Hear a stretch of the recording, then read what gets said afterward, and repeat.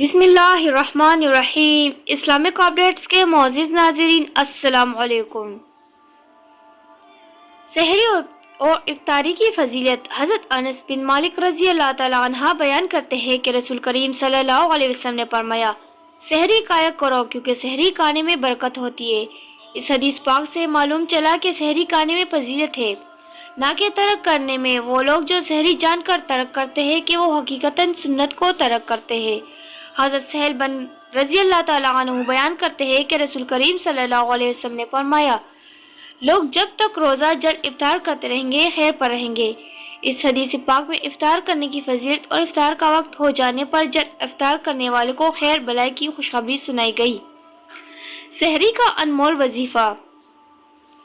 جو شخص اس دعا کو سحری میں 7 مرتبہ پڑھے گا، اس کو ہر ستارے کے بدلے میں 1000 نیکیاں ملیں گی۔ اس کے 1000 گناہ معاف کر دیے جائیں گے اور اتنے ہی درجے بلند کر دیے جائیں گے۔ روزہ قضا کرنے پر وعید۔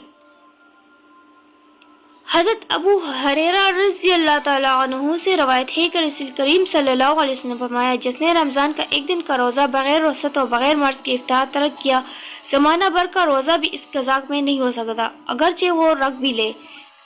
ویڈیو اچھی لگے تو چینل کو سبسکرائب ضرور کیجیے اور اس ویڈیو کو شیئر بھی کیجیے گا۔